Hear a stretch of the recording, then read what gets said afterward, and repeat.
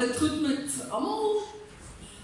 Dat sê, mag dan ons op mekaar vind, dit is in Romdeer, nie bekommer nie. Maar baie hartlik welkom volgend hier, so op die lang naweek. Ons gaan 'n paar liedere saam sing en ons begin met Vlamlied 5. Daar is geen grens aan die guns en genade. Ons sing die hele lied.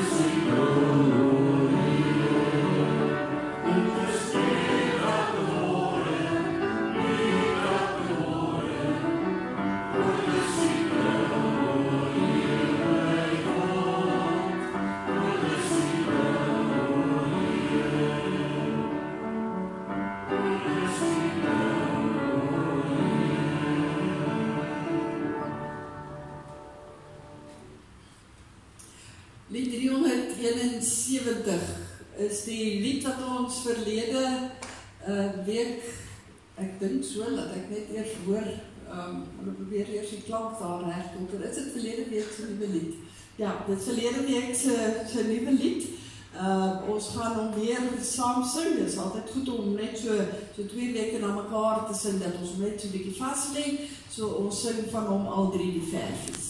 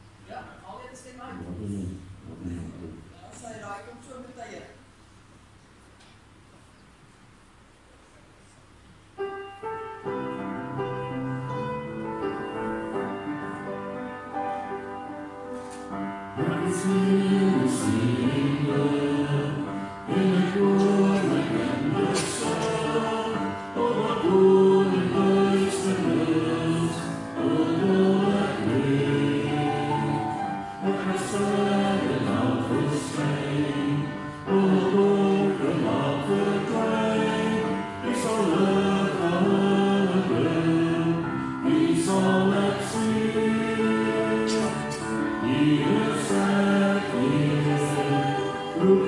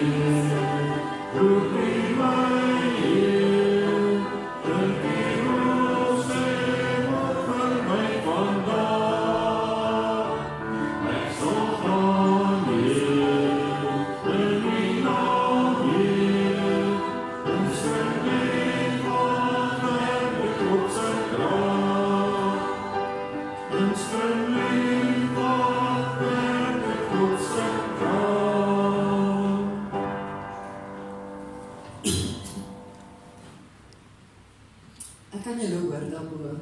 So, ons gaan na Vlamlied 60. Die lied staan bekend, die liefdeslied vir my. Dit is 'n aangrypende lied, ons het daarvan ook al 3 die verse.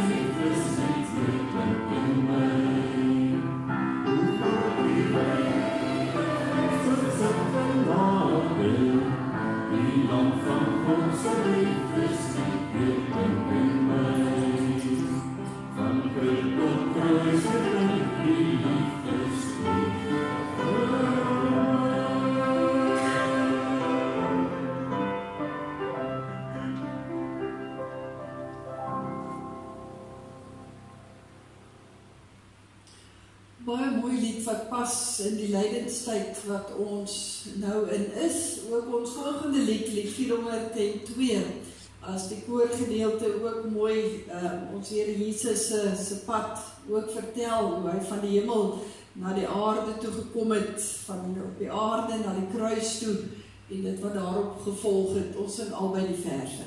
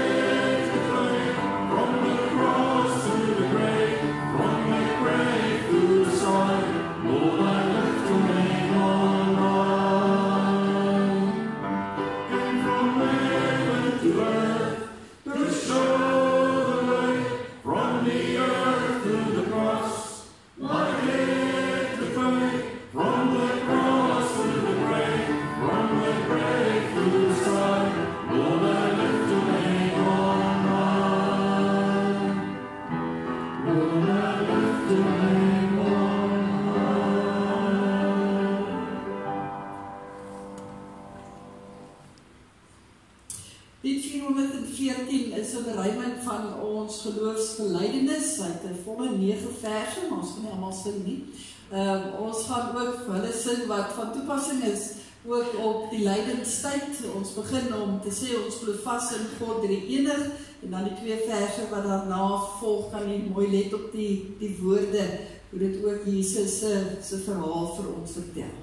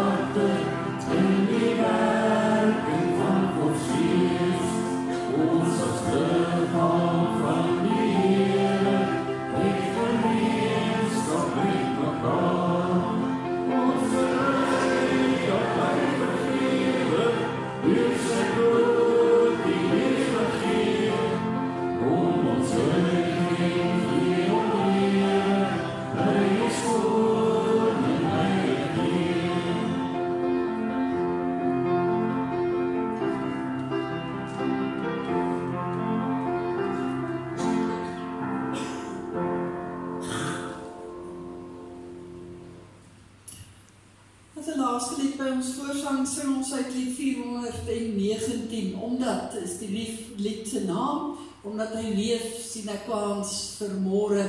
Pas baie mooi by die boodskap van vandag, kom ons sing die Afrikaans, die Engels en weer die Afrikaans.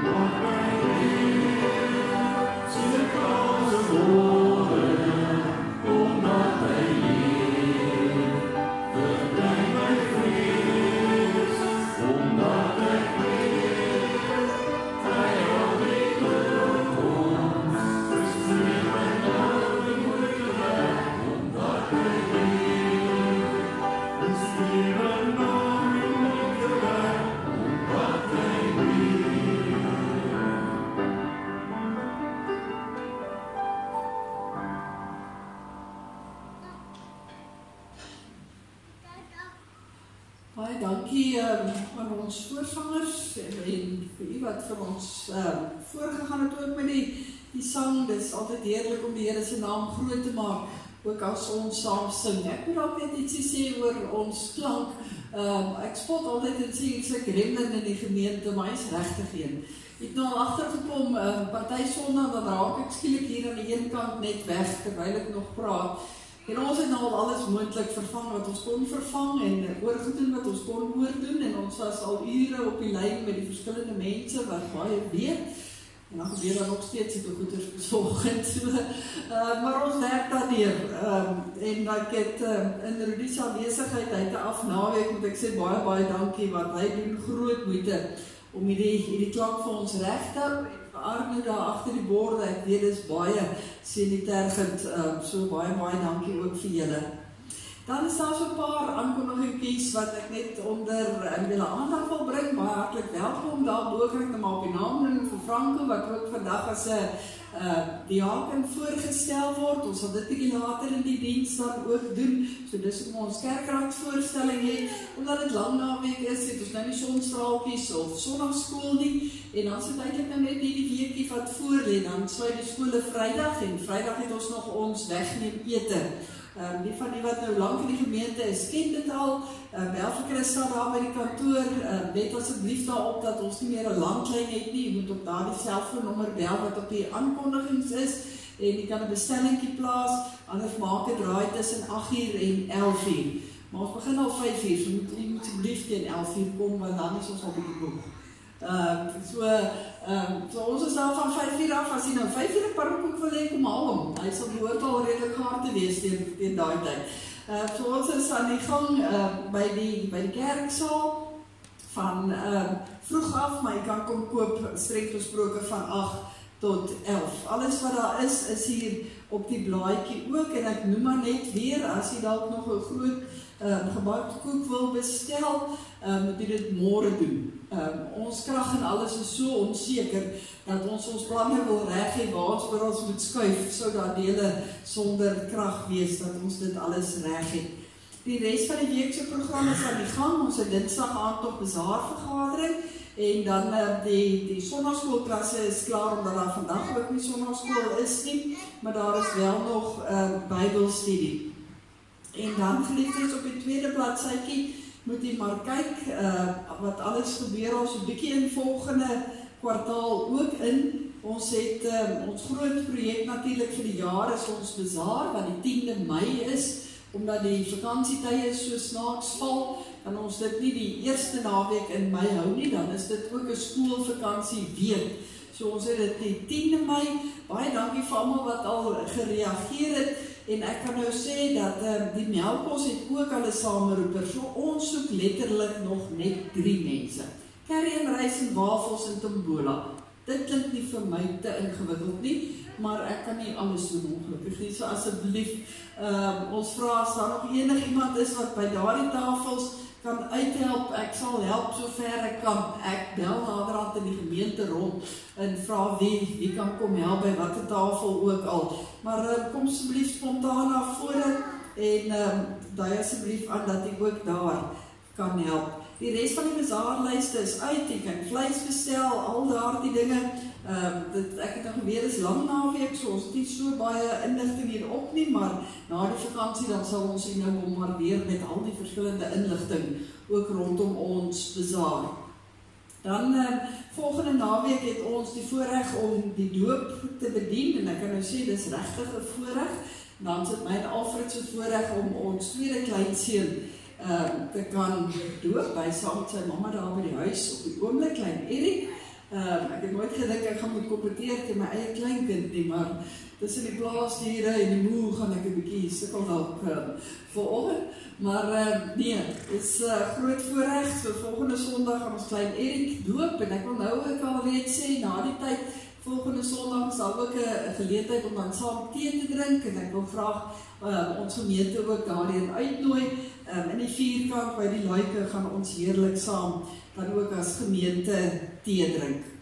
Dan by ons gebedsversoeke, net een en ander, jy moet maar deur die lysie name gaan, elk van hulle.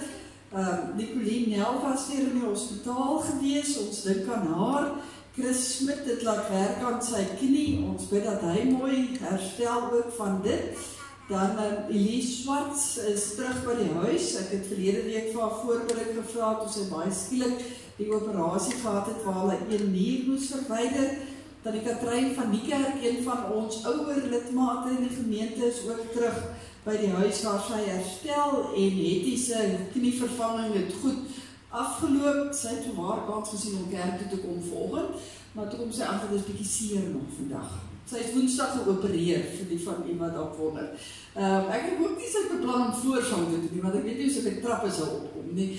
So ons bly aan haar dink dat sy ook mooi herstel. By ons huise met Kruiset, Riefie Sagie het Woensdag by ons Bybelstudie ook genoem, maar Suster Elmien se gesondheid gaan baie agteruit. Jy sal onthou dat haar suster en swaar vir 'n geruime tyd op ons gebedslysie ook was, en toe het daar so 'n bietjie beterskap ingetree, maar met Elmien, hier naby by Kolinie, met haar gaan dit regtig nie goed nie, en ons dink ook aan Susan Beeslaar, haar skoondogter Marisa, het ook knievervanging, heupvervanging, rugoperasie gehad. Ek net dink, hier so baie wat operasies gehad.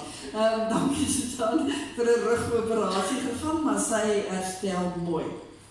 Dan het ons ook hartseer in ons gemeente. Ons dink aan Marina Bourgoy, haar dogter Marita is in die week ook oorlede. Haar begrafnis is Woensdag 11:00 hier vanuit ons gemeente.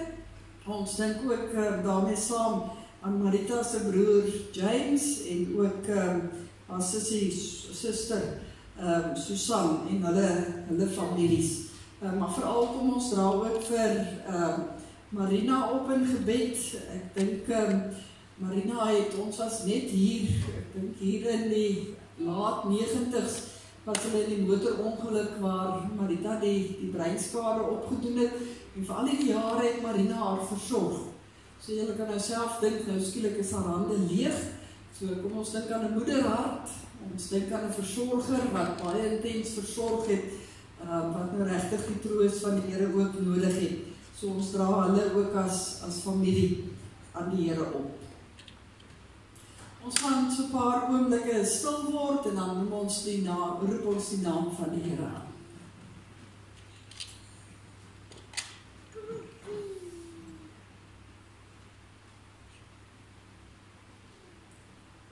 Geloof sy God die Here, die God van Israel. Dit is net hy wat magtige dade doen. Mag sy verhewe naam vir altyd geloof word. Mag die hele wêreld vol wees van sy majesteit. Amen. Ja, amen. Geliefdes, genade, barmhartigheid en vrede vir u, van God ons Vader, deur die Seun Jesus Christus, deur die troostvolle en die kragtvolle werk van die Heilige Gees. Ons gaan saam 'n loflied sing, die 212 uit ons liedboek uit, loof die Heer, hy is goed, loof sy heilige naam. Kom ons sing dit staande saam. Ja.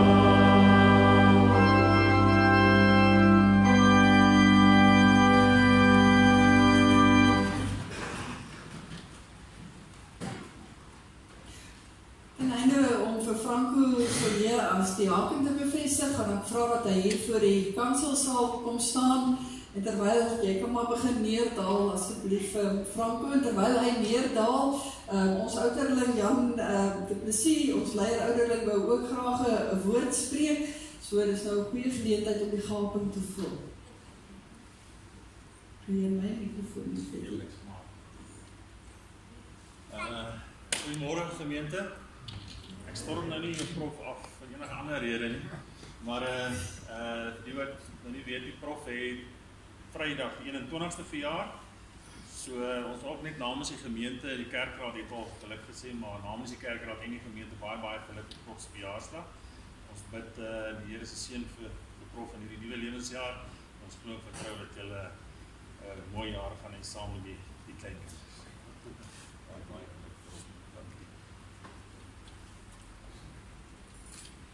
Baie dankie Jan, ek moet net bysê, hy het nie 21 geword nie. Dit was nie die 21ste. Jy het het gemaak tot hieronder. Ons is baie dankbaar. Franco, dit is 'n groot voorreg om vir jou ook as 'n diaken te kan bevestig. Kom ons luister saam met hom na die uitstuurformulier, soos wat ons dit in een van ons liturgiese handleidings ook vind. En dan gaan ek vir jou vra om op die vrae dan, as ek hulle almal aan jou voorgehou het, ook te antwoord.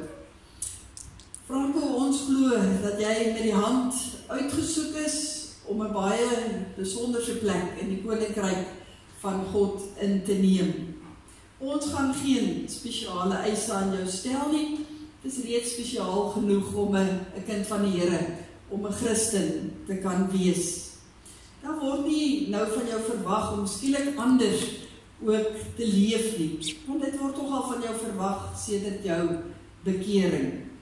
Daar word wel van jou verwag om op 'n sekere manier betrokke te raak by hierdie gemeente, die bestuur van hierdie gemeente, maar bo alles ook met die uitreik na die lidmate van ons gemeente, veral dan binne in die wijk wat aan jou toevertrou word.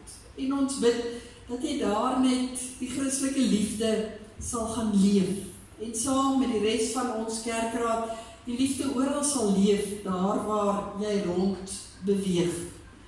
Ek en jy het 'n gesprek gehad oor wat dit behels om 'n diaken te wees, en ek dink ons kan vir mekaar sê, dit is regtig nie iets skouspelagtigs nie. Dit is eintlik 'n baie eenvoudige en 'n nederige taak waarvoor die Here ons roep.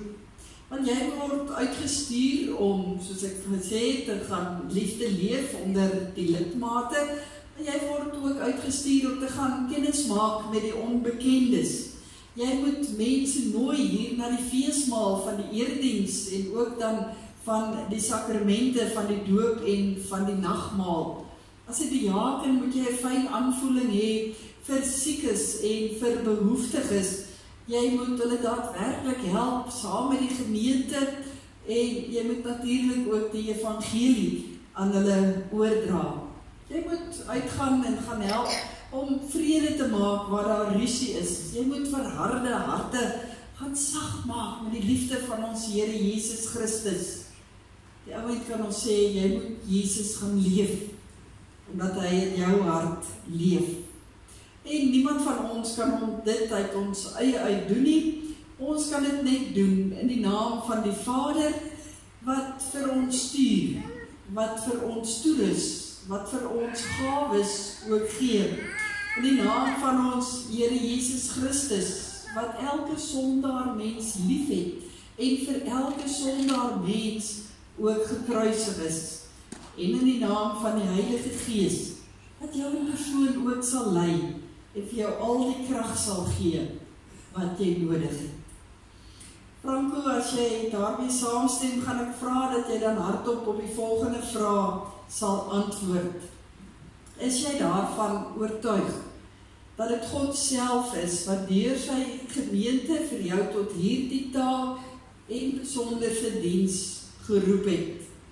Aanvaar jy ten tweede die Ou en die Nuwe Testament as die onfeilbare woord van God, en as die volkome leer van die verlossing, en verwerp jy alle leringe wat daarmee in stryd is.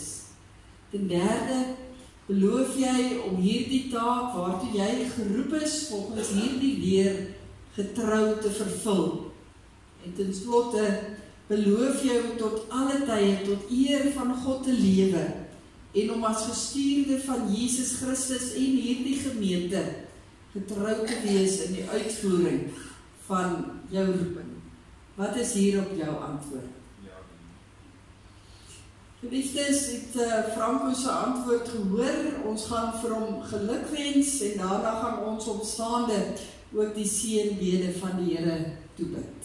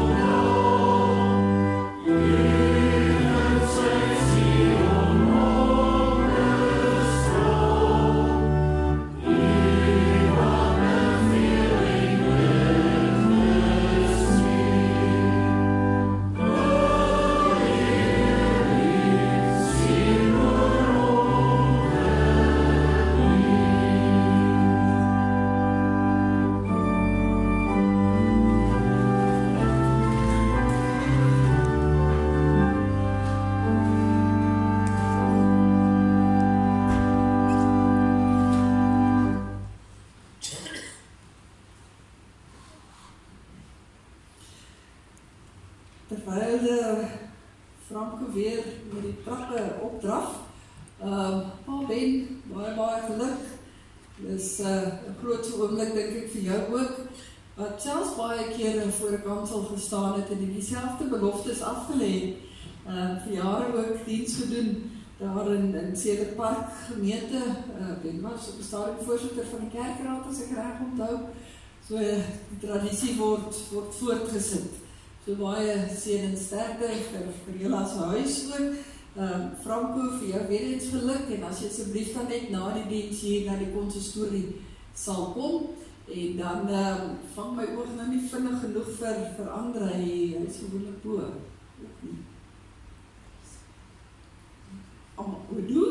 Andre, jy sit maar helemaal ander plek, maar jy het nou die haken hoor. Ja, goed. Geliefdes, ons gaan die woord van die Here oopmaak en dan gaan ons lees in die gedeelte uit Rigter vandag, Rigter 7. Rigter 7 gaan ons lees vers 7 tot 15. Korter gedeelte.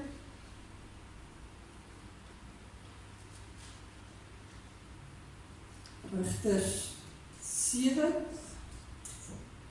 Ons sê ergens in die Ou Testament, ek kan nie bladsy gee nie, maar het lyk my hierdie plek, as in die plek so het, dan gaan ons saam in gebed gaan deur te sing uit lied 267, is 'n beruiming van die Onse Vader, ons Vader op die hemeltroon, aan wie ons lof en eer betoon, en dan so mooi, ons bid ootmoedig almal saam, gee dat die goddelike naam deur ons geken, geëer, gevrees, in alles mag geheilig wees. Ook die tweede vers, ons sing dit so sittende. Yeah.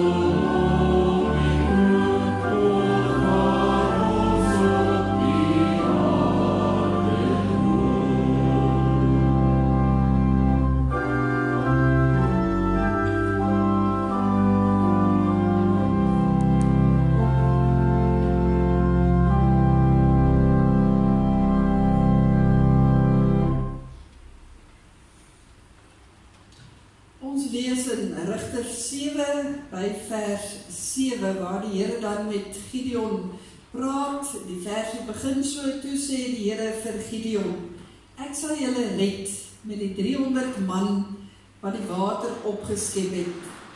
Ek sal vir Midian in jou mag oorgee. Die ander moet almal huis toe gaan. Gideon hulle het al die kos en die ramshorings gevat en toe het hy die ander almal huis toe gestuur. Hy het net die 300 by hom gehou. Die kamp van die Midianiete was teenoor hom in die vlakte. Die nag het die Here vir hom gesê, kom, gaan na die Midianiete se laar toe. Ek gee hulle in jou mag oor. Maar as jy bang is om hulle aan te val, moet jy en jou slaaf Pira eers in hulle kamp ingaan. Luister wat hulle sê, dan sal jy moed skep en hulle aanval. Gideon en sy slaaf Pira is toe so wat 50 tree in die Midianiete se kamp in. Die Midianiete, die Amalekiete en die ander mense uit die ooste wat die vlakte ingeval het, was so baie so sprinkane en die kamele kon nie getel word nie. Hulle was so baie soos die sand van die see. Gideon het in die kamp ingekom, net toe 'n man vir sy maat hierdie droom vertel. Ek het gedroom, het hy gesê, daar kom 'n ronde gars brood in ons laar ingerol. Die brood het tot by die tent gerol, daarteen gestamp en dit laat omval. Die brood het die tent omgestamp en die tent het in mekaar getuimel.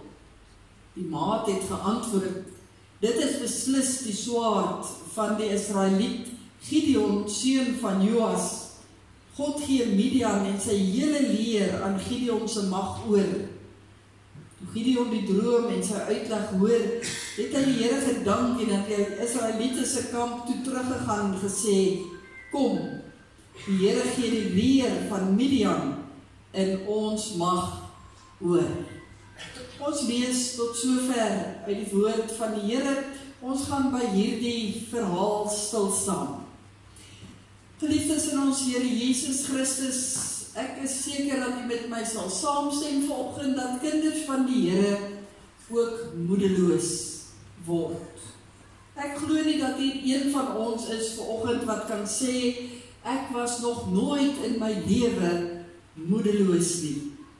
Ek het nog nooit even 'n bietjie negatief geraak oor iets nie. Want dit is 'n feit dat ons almal moedeloos raak, dat ons almal met tye negatief raak, party meer as ander, want die lewe rondom ons is nie altyd 'n baie mooi prentjie nie. Dis nie altyd 'n gemaklike en 'n gelyke pad waarop ons moet loop nie. Dis nie altyd net 'n blombesaaide en 'n roosbesaaide pad wat voor ons uitgestrek lê nie. Nee, ons almal sal sê, soms raak die lewenspad regtig moeilik. Raak dit regtig ook swaar. En word ons met tye ook platgeslaan. Veral as die uitdagings net meer en meer ook word. Ek wil nie eintlik eers vanoggend begin voorbeelde noem nie. Want ek dink ons elkeen sit en dink in hierdie oomblikke van waar ons al uitdagings gehad het, of dalk juis ook vandag uitdagings ook het. Partykeer net moedeloos raak omdat hulle eenvoudig net te veel raak. Wat 'n mens wat vra, maar waar laat dit ons as kinders van die Here, as gelowiges? Ons weet tog dat ons as gelowiges, en ek glo dat ons dit weet, dat ons nooit alleen staan, as ons voel dat die oormag oor ons kom. En ons gaan vanoggend bietjie stil staan by hierdie gedeelte in Rigters 7, en bietjie kyk wat gebeur hier, en hoe ons dit van toepassing kan maak ook in ons eie lewe. Nou wat gebeur hier in Rigters 7?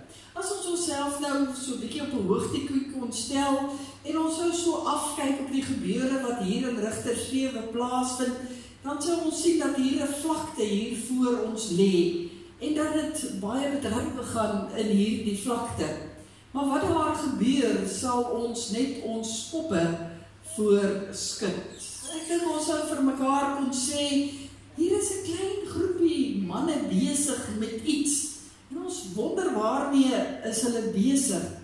Want dit lyk so asof hulle so half eenkant is en die res van die vlakte lyk soos 'n sprinkaanplaag van mense wat daar ingetrek het. Daar is duisende der duisende soldate, daar's tente opgeslaan, daar's wapens, daar's wagte, daar's mense wat elke oomblik op hulle pos is, daar's hulle wat mekaar kort aflos.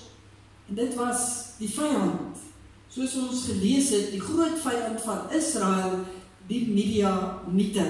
Hulle was reeds 7 jaar lank besig om vir Israel letterlik te terroriseer met alles denkbaar. En hulle het so 'n klein tydjie nog nodig gehad, by dit vir die menslike oog gelyk, dan sou hulle maklik dan nou vir Israel uiteindelik kon oorneem, hulle hele land kon oorneem. Maar hierdie een klein groepie manne bly ons oog trek. Net 300 van hulle teen hierdie duisende der duisende.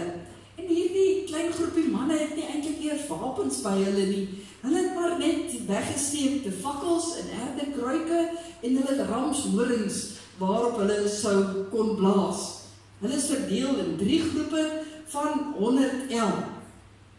Dan in die nag, dan sluip hulle stilletjies nog bietjie nader aan hierdie vyand, die Midianiete en die ander volke wat daar is om vir die Midianiete te help.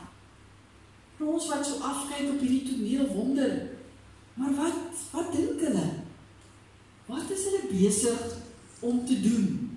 Ons hoop van harte nie dat hulle dit enigstens oorweeg om hierdie Midianiete aan te val nie, want dis malligheid. Hierdie klein groepie manne teen hierdie menigte, so baie soos 'n swerm sprinkane wat ons gelees het in hierdie gedeelte, en boonop dan sonder wapens. En die Midianiete was in daardie tyd bekend vir die beste wapens wat daar was in daardie tyd op die mark. Swaarde en spiese wat hulle in oorvloed gehad het. En om hierdie optrede wat hier besig is om te gebeur, regtig te verstaan, moet 'n mens eintlik die hele Rigters 7 en die hele Rigters 8 ook saam lees. Maar ons het net soveel tyd ook vanoggend en ongelukkig raak mense ook baie gou verveeld as 'n mens begin om lang stukke te lees. So ek gaan probeer om iets te vertel van wat hier gebeur. En ek is seker julle is eintlik goed bekend ook met hierdie verhaal. Want binne in hierdie verhaal is daar een besonderse man en sy naam is Gideon. Dit het regtig baie sleg gegaan met die Israeliete, soos ons nou kan dink hoe dit na 7 jaar ook gegaan het. Maar daar was ook so 'n bietjie van 'n rede daarvoor hoekom dit met hulle so sleg gegaan het, want weer eens was hulle ongehoorsaam gewees aan die Here. Hulle het verval daarin om weer agter allerlei afgode aan te hardloop. Hulle het elke moontlike slegte lewe gelei wat 'n mens kon lei. En dit was die rede ook van die groot inval in die land van die Midianiete. Want God wou dit so voorsien om te sê, maar ek gaan my volk straf vir hierdie ongehoorsaamheid van hulle. En teen hierdie tyd het die Israeliete nou letterlik al alles verloor wat hulle gehad het. Hulle huise, hulle plase, al hulle besittings, letterlik alles. En ons lees dat die Midianiete eintlik oral waar hulle beweeg het, soos 'n sprinkaanplaag maak, alreeds alles voor hulle uitgewis het. En die Israeliete het op hierdie stadium al by die vlaktes en in die berge ingevlug. Ons lees in hierdie hoofstukke dat hulle in die veld gewoon het, dat hulle weggekruip het in grotte, dat hulle geleef het van fonteinwater. Hulle het armer en armer geword, hulle was verneder gewees, dit het so swaar gegaan, dat hulle besluit het om weer te begin bid tot die lewende God. Hulle draai om, hulle keer om, en hulle begin weer die Here aanroep. Met alles in hulle, bely hulle voor die Here. En dis eintlik die wentelpunt van hierdie gedeelte. En dan, God hoor. God hoor hulle roep uit hierdie moedelose, eintlik hopelose situasie waar binne hulle begewe. God hoor En God se hart word sag, en hy besluit, hy gaan vir hulle help. Maar nie om sommer net vir hulle eensklaps alles te laat verander nie. Nee, die Here help op 'n wonderlike manier. Hy gaan verskyn in die eerste plek aan Gideon. Gideon, ook 'n man wat besig was om weg te kruip, daarom aan die werk. Hy was besig om so die laaste bietjie koring wat hy gehad het uit te werk. En die engel van die Here groet vir Gideon met baie besonderse woorde. As die engel vir hom sê, die Here is by jou, dapper man. Ek dink Gideon het so 'n bietjie rondgekyk of hy reg gehoor het en of daar regtig met hom gepraat het. Want hy het nie regtig baie dapper gevoel op daardie stadium nie. En uit selfverdediging, dis mos maar altyd hoe ons maak, aanval is die beste verdediging, begin hy sommer dadelik met die engel ook stry. En hy sê die Here is nie by hom nie, en die Here is ook nie by enige van die Israeliete nie, en hy sê ook sommer vir die engel, maar ek is ook nie 'n dapper man nie. Ek is eintlik maar niks en niemand nie. Hy is bang, hy is arm, hy kom uit 'n gesin en 'n familie, wat op daardie stadium nie eers raak gesien word nie.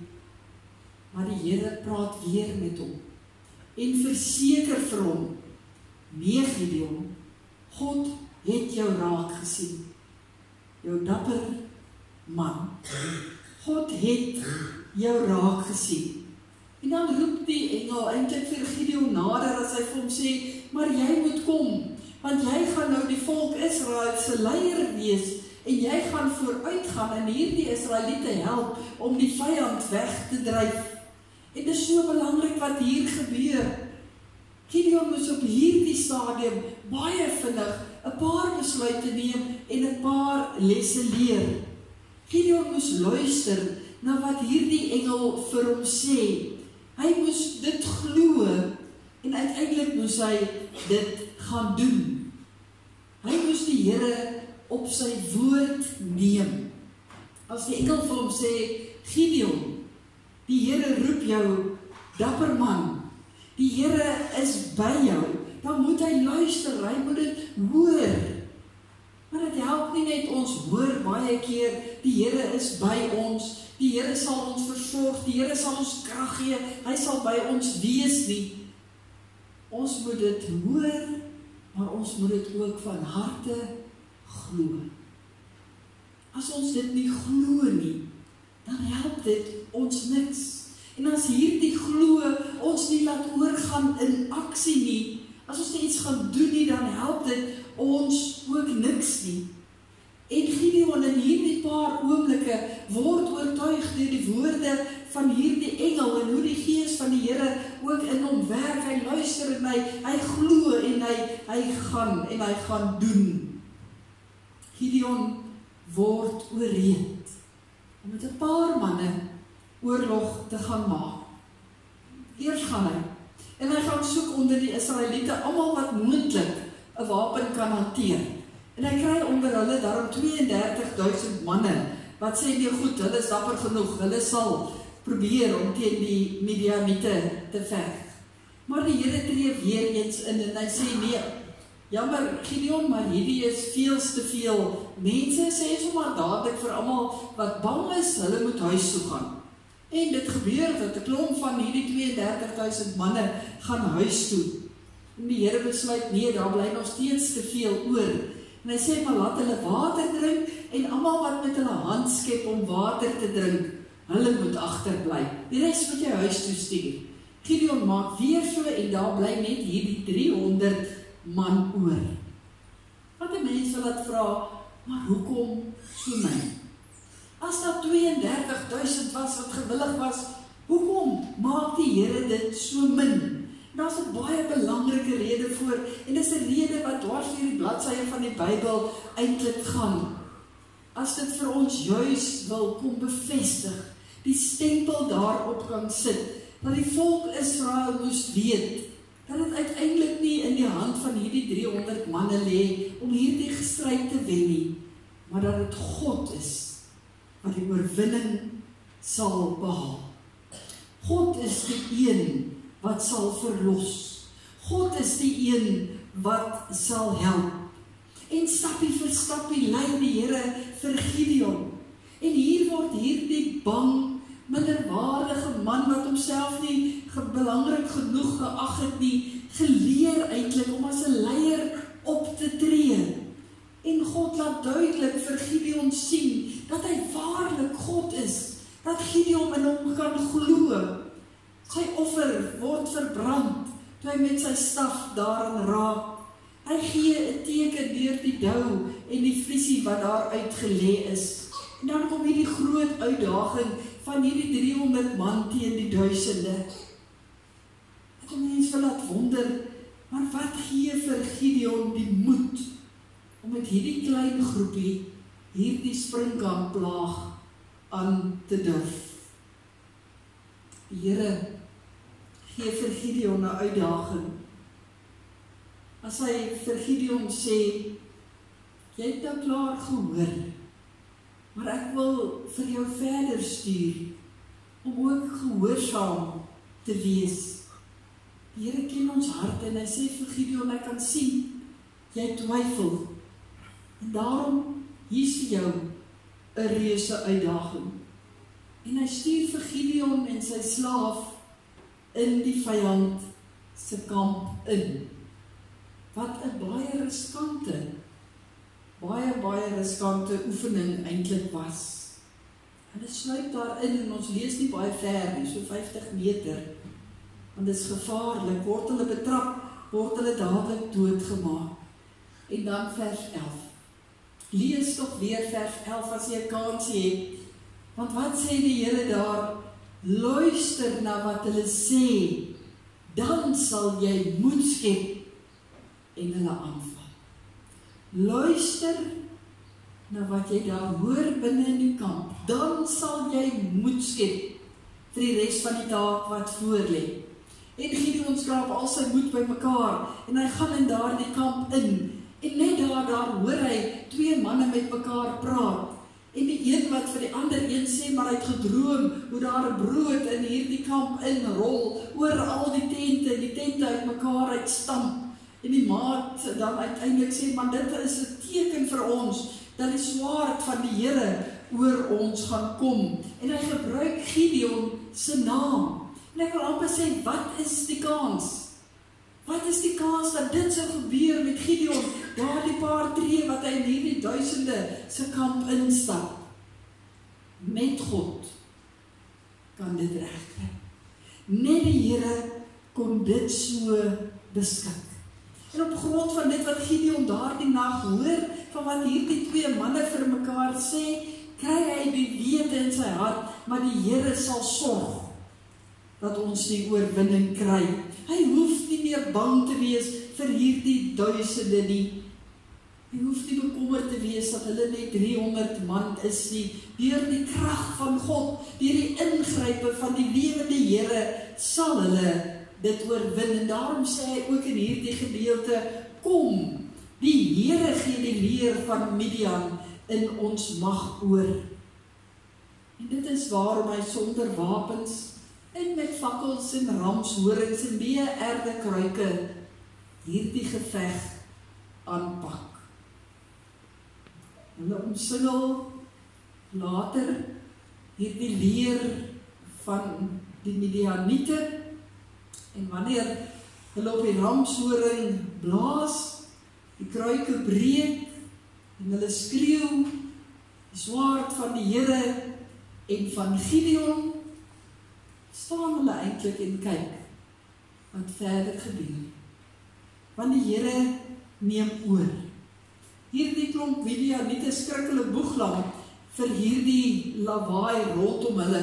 En hulle begin vlug daar in die nag in allerhande rigtings. Maar in die deurmekaarheid van die nag begin hulle teen mekaar stamp. En naderhand begin hulle teen mekaar ook veg. En so wen die Here hierdie geveg van Gideon. Wat leer ons hieruit? Wat kan ons vir onsself hieruit haal. Ons het aan die begin vir mekaar gesê, ja, ons sê, dat soms is daar dinge in hierdie lewe wat net te veel raak vir ons. Ons raak ook moedeloos, ons raak ook negatief. Ons voel baie keer swak, onseker, selfs klein, en ons moed word maar min. Ons wonder, hoe nou gemaak? Ons voel nie baie dapper, net soos wat Gideon ook gevoel het op daardie stadium nie. Want baie keer is die dinge waarmee ons gekonfronteer word, vir ons eenvoudig net te veel. God roep ons, elkeen, by die naam, soos hy 'n Gideon geroep het. As jy as 'n kind van die Here hier sit vanoggend, dan het die Here jou reeds by jou naam geroep. Dink maar aan die mooi gedeelte in Jesaja. En dan sê hy, maar hou moed. Ek sal saam met jou gaan, tree vir tree. Ek sal saam gaan, en ek sal die stryd vir jou voer. Al moet ek dit op wonderbaarlike maniere doen, sodat jy juis my almag kan sien. Maar luister fyn. As ek met jou praat, deur my woord, deur my gees, deur medegelowiges, deur omstandighede, luister. Glo van harte dat ek die lewende Here tot enigiets in staat is in jou lewe, en selfs die wat vir jou lyk onmoontlike vir jou moontlik kan maak. Gaan jy net en wees bereid om te doen. Gaan veg in die naam van die koninkryk van God. Moenie soos 'n Gideon eers weer stry en sê, maar alles is te veel, dit sal nooit regkom nie, wat sal ons nou bereik nie? Die Here sê vanoggend vir ons ook, nie met 32,000 man of wat ook al ons nodig het nie, maar met 'n bietjie sal die Here sorg, dat wat ook al jou geveg vanoggend is, dat dit gewen sal word. Want wanneer ons as mense se sterk voel, is ons geneig om die eer vir onsself te vat. En is ons geneig om te dink, dis ons wat so goed is. Nee, sê die Here, vertrou in my, glo in my, hou aan my vas, en ek sal jou verras met die bonatuurlike selfs as dit nodig is. In die klein dingetjies, maar ook in die groot tekens. Luister net, glo net en gaan doen. En daarom ouers, gaan bemoedig julle kinders en vertel vir hulle die verhaal van Gideon. Ouderlinge, die jakens, kom ons gaan raak opgewonde om vir die mense rondom ons te gaan vertel, vir hulle moed in te praat, juist deur die verhaal van Gideon. En liewe gemeente, gaan getuig in hierdie wêreld hier buite, wat so negatief en pessimisties en moedeloos is, dat ons as kinders van die Here mense kan opgewonde maak, dat ons op die oorwinningspad is, saam met 'n Here wat tot alles in staat is. Ons bid vir sy hulp en vir sy leiding. Ons kyk fyn met dit wat hy besig is om te doen. Ons luister na sy opdragte, maar bo alles glo ons van harte, hy sal vir ons in alles bystaan. Want in hom is ons meer as oorwinnaars. Mag ons daarin vashou in die geloof. Ons bid saam. Ons Hemelse Vader, ag Here, U ken ons harte. U weet dat ons as U kinders maklik so moedeloos kan raak. Here, as ons lees hier van 'n verhaal waar U kinders letterlik verspreid was oor 'n stukkie aarde, nie meer hoop gehad het, nie moedeloos was, hoe wonderlik U optree. Hoe U na een man toe gaan en hom aanspreek as 'n dapper man en vir hom op wonderlike maniere gebruik. Dan weet ons, Here, dat U nie net met Gideon so gewerk het nie, maar dat die Bybel vol voorbeelde is van hoe U met individue ook werk. En U ken elkeen vir ons vanoggend by die naam. En U roep ons Help vir ons, Here, om te luister.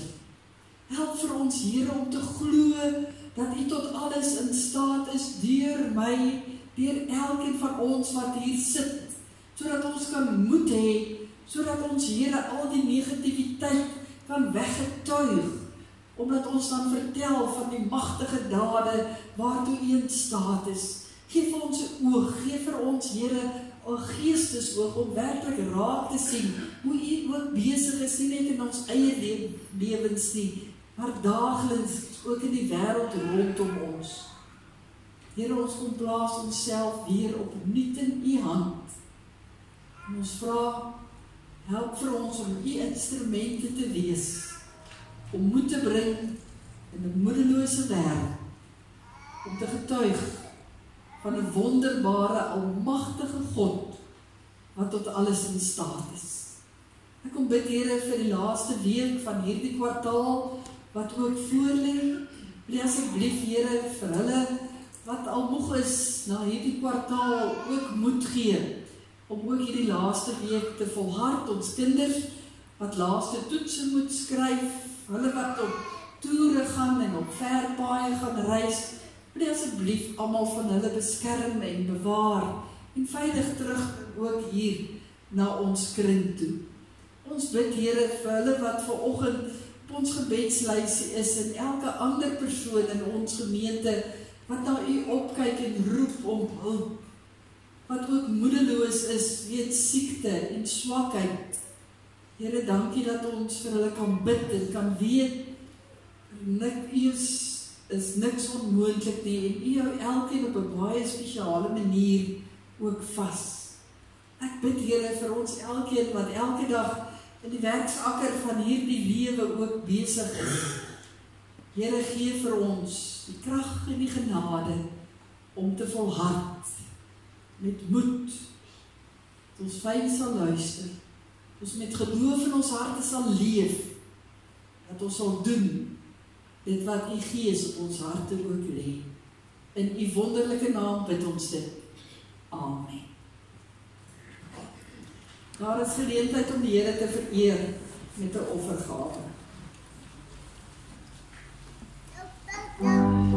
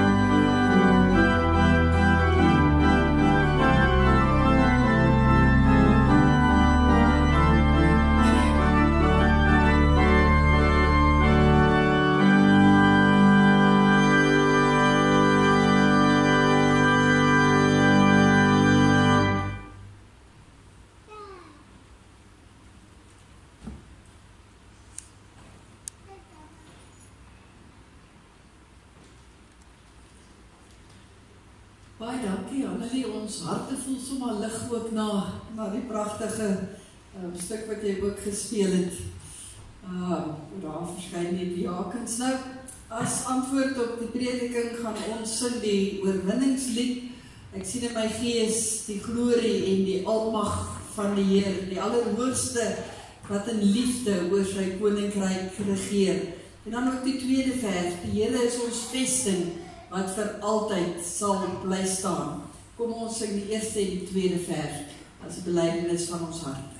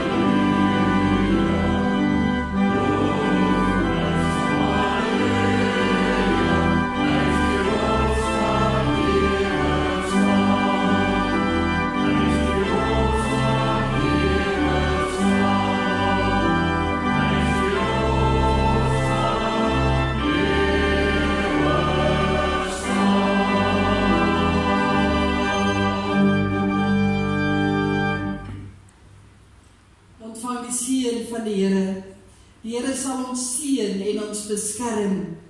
Die Here sal by ons kom staan en ons help. Die Here sal hoor wanneer ons bid en aan ons sy vrede gee.